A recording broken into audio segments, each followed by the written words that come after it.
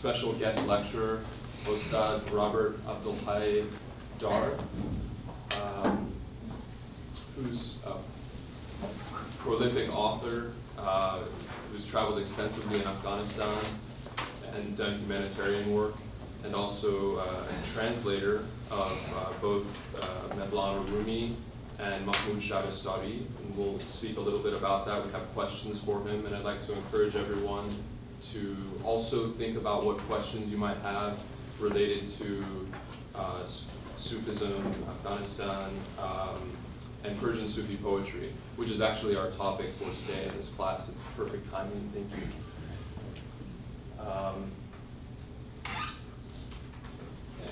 Before we begin, there's other events I'd like to announce. Our speaker will be having an exhibition at the ICCNC, the Islamic Cultural Center of Northern California, which is in Oakland from November 24th until January 1st. And I'll send out an announcement so that everyone's aware. It's photographs of some of the people and children that Ustad Darr has met in Afghanistan and in the refugee camps. So I encourage everyone to go to the opening. It will count if you've missed our current event report. It will count for that, or for another assignment. We can speak about that later. And then it goes through January 1st. So thank you again. You're very welcome. Pleasure to be here. Assalamu alaikum. So we have some questions. Can you describe, to begin with, some of the living representatives of Sufism you met with in Afghanistan, and how you were drawn to study with them? Okay. Well,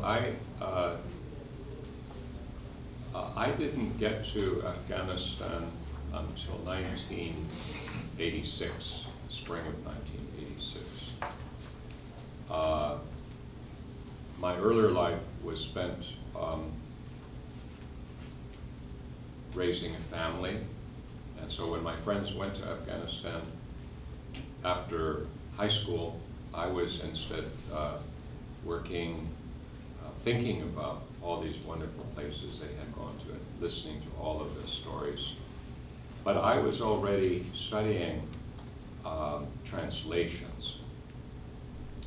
And I first encountered Gulshan-e-Raz when I was 17, 45 years ago. And the Johnson Pasha translation had been made in the late 19th century. And I had read it several times. And it was reading that work and reading the translations of Rumi that were made by Nicholson and Arbery and translators of that caliber that made me think that there was something very special about this culture, the culture of the East and the culture of Islam. I, of course, am a Westerner, but I was raised in French Polynesia. It was a very different sort of environment. And when I moved to the United States at the age of 13, I found American culture, to be honest, maybe a little bit bland at the time. And so as I looked for things to read and to study, I was drawn to the Mahabharata, I was drawn to Buddhist literature, I was drawn to the esoteric traditions of Christianity, since I was baptized Catholic. And I was at a Catholic high school where I met Trappist monks and was interested in their search and their orientation towards spiritual life. So I have to admit that when I went to Afghanistan, it wasn't entirely for the sake of being an aid worker. It really was for the sake of trying to find out more about this, the profound teachings that I saw in the translations initially of Rumi, Hafez. I first started reading Persian through the quatrains of Omar Khayyam, because in the West we have known about his work for quite a long time, and everyone here is aware of the is probably aware of the Rubaiyat of Omar Khayyam, so much so that when you say Rubaiyat, people think that the only person who's written a Rubaiyat is Omar Khayyam. But he's something of an existentialist, or he appears on the surface to be a profoundly spiritual existentialist, a skeptic. He was a scientist, and of course he had developed a calendar more precise than, or as precise as the Gregorian calendar at quite an early period of time, 1,000 years ago or so. So these are all the reasons that I was drawn to this culture. And I was raised with 3 languages as a child, English, French, and Polynesian. And so I think that, like the people of Central Asia, who are often raised with more than one language, the mind is more flexible for learning languages if we start out learning more than one language. And so I found Persian to be, I thought it should become the language of the United Nations, because I thought it was such a logical language, it was such a simple and straightforward language with sort of a perfect grammar compared to the European languages. And so I fell in love with the language right away. And I was studying with a Marxist Iranian refugee who had fled to India or someplace, and he was in San Francisco. And I told the refugee office there that I would help anybody who speaks Persian get resettled. So they hooked me up with this this Marxist fellow, and I would be showing him around and trying to find an apartment for him. And he spoke very little English, and I spoke very, very little Persian, just from a book and from tapes and this kind of thing.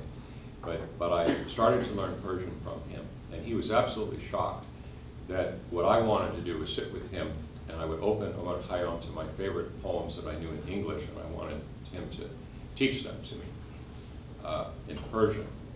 And so from there, the connection to Afghanistan is that for some reason, I then decided that I would stick with the quatrain form.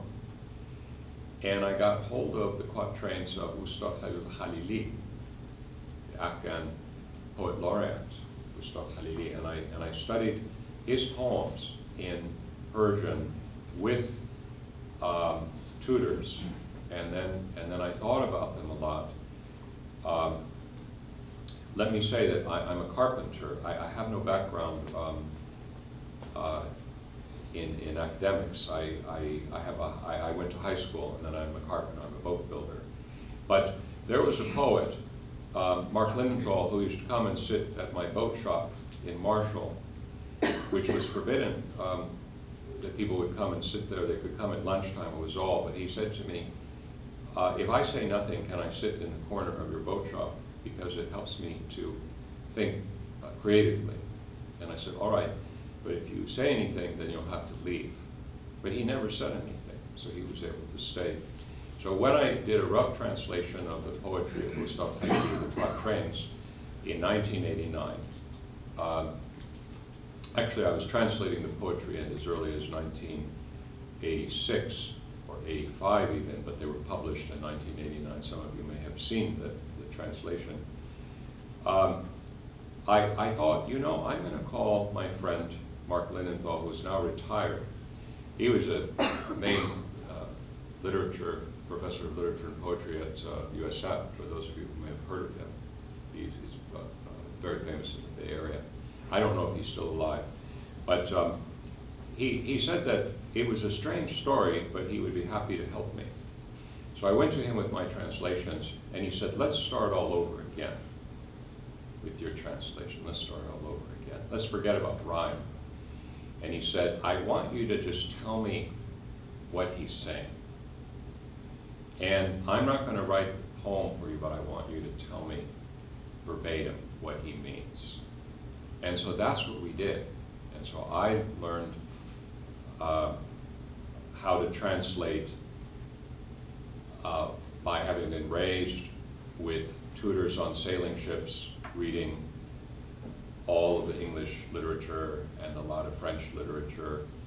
And then I learned from Professor Linenthal, when he was retired, how to think about translation. And that's how I produced the first work in 1989, which was a translation of Ustad Khalili's poetry. Now, Ustad Khalili, he had an interesting reputation because some people, most people did not believe, including some members of his own family, as it turns out, didn't believe that he had an experiential knowledge of Sufism. But those of you who have read my accounts of meeting him, I can only say to you that I haven't written everything I know about him. I've written what I thought was allowable to write about him. And he was a very profound person, extremely profound, and very spiritual person. And he belonged to a tradition.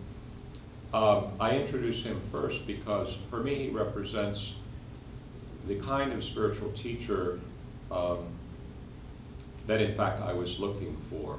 And what we'll call them is the solitary ones.